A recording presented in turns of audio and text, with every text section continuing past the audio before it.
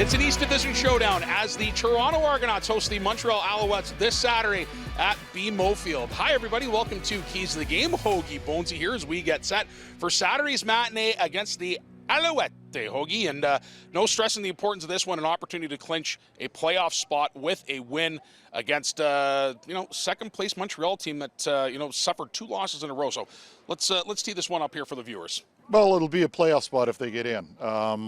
Ottawa plays Hamilton the night before. One of them has to win, or a tie would also, hurt Ottawa. If the Argos were to win, they would knock one of those two teams out of the hunt from catching the Argos, meaning the Argos would clinch a playoff spot that also be far enough ahead of Calgary and Edmonton. Edmonton can't catch them now, so winning in is the simplest way to put this. And then you look, I know the team is all about 1 week at a time, winning 1-0. Should the Argos win the next 2 games, both against Montreal, they would clinch the East and be 1 win away from going to the Grey Cup. And we're in mid-September. That is crazy to think about. It's nuts. Honestly, the season goes by in a blink of an eye, but it is crazy to think that here we are kind of mid-September with almost a month and a half, of football left to play, that this team can have an opportunity to clinch a home playoff spot and the East as well. Now, conversely, if Montreal wins a couple, it's a 2-point difference. So that's the importance of these games. Not only is it a chance to put everybody in the rearview mirror in 2 weeks, but at the same time, you've got to keep Montreal away because, while the Argos would have a win in hand, 2 Montreal wins means they're just 2 points back. And talk about keeping Montreal away. How about getting Montreal on their backs and that sack in the quarterback and Cody Fajardo? 42 sacks this year. I mean, that's crazy to think about. The Argos in mid-July when they were in Montreal, 5 sacks against them. And Cody Fajardo, who's returned since injury, hasn't thrown a touchdown pass, 2 interceptions as well. Coach Mace, Coach Bell, this defensive unit, boy, you'd have to think they're licking their chops ready to get after this guy on Saturday afternoon. Well, whatever they're doing is working. They had 5 sacks against Hamilton on Labor Day. It's just a group that's playing very confident, very aggressive football. Flo Rimolades just kicked it into an extra gear, and when he was signed, you looked at him as a free agent and said, man, if he could ever finish the pressures that he had, because last year, I don't know if he was the guy that led the league in pressures. Yeah. If he wasn't, he was in the top 2 or 3 because he was always around the quarterback, but just a little bit late.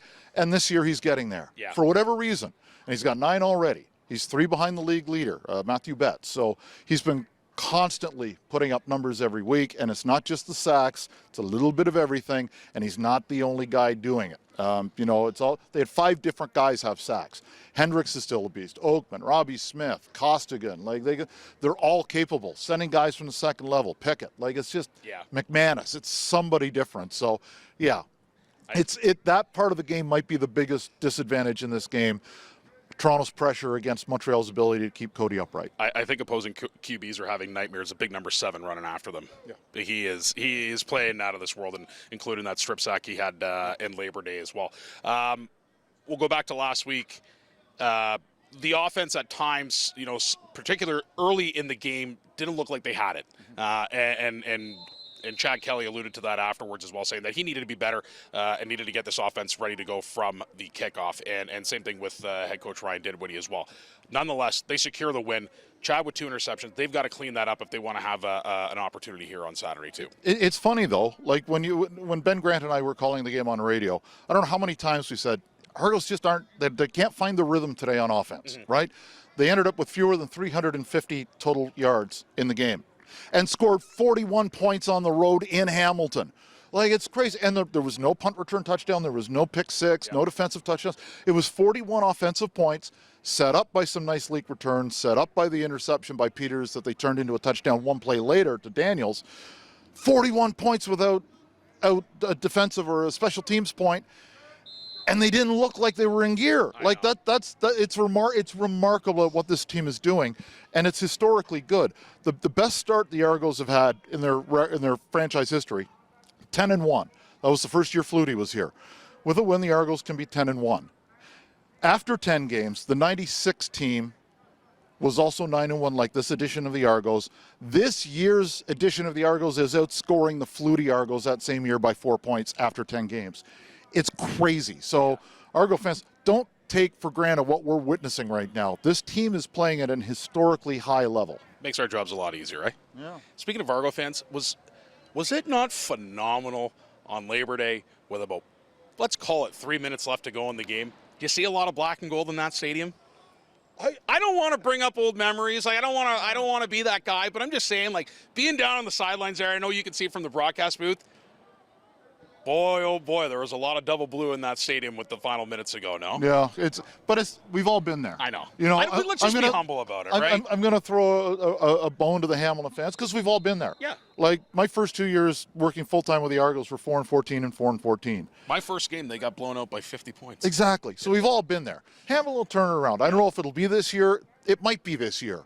We've seen weird things happen in the second half of the season. Their quarterbacks are getting closer, so who knows what happens. But it's maybe the nicest thing I think you've ever said about them. It doesn't mean that I didn't like leaving there with a win.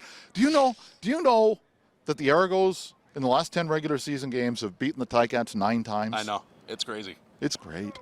It is a lot of fun. It's nice because we've been on the other side of it. Well, how many years do we go into Labor Day? I know. Knowing I know that it's not going to end well. Yeah. Lastly, let's talk about the big man Chris Schultz and Saturday, our Peer Later Tackle Hunger Game, an initiative that was near and dear to his heart. Fans, if you are coming, please, we highly, highly, highly encourage you to bring a non-perishable food item. There will be stands set up. I think it's every entrance, no, for you to bring. Yeah. The best thing to do, and benefit a little bit as well. Yeah. Bring your non-perishable food items to Gate 1, which is in the northeast corner by the Argos locker room. The Grey Cup's going to be there. Noel Prefontaine and Andre Talbot, 2 Grey Cup winners with the Argos fan favorites, are going to be there signing autographs, but bring the non-perishables. Yes. There's not going to be an autograph booth inside the stadium where they usually are with alumni. It's going to be outside, but bring the non-perishables. Stop at the store. Pick up a few bags of pasta or pasta sauce or peanut butter or whatever you think is a good thing to buy. They will happily do it. Chris Schultz, was my broadcast partner on radio and in Argo land for almost 20 years. This meant so much to him. His brother Mark's going to be there on the field for the presentation. Oh, awesome. I'm really looking forward to this. Don't do it for us. No. Do it for the Schultz. Exactly. Couldn't have said it better myself. Argos, Alouettes, 1 p.m. Saturday. An opportunity to clinch a playoff spot, and be sure, I'm sweating right now. Be sure to bring a non-perishable food, and we'll see you guys Saturday at 1 p.m.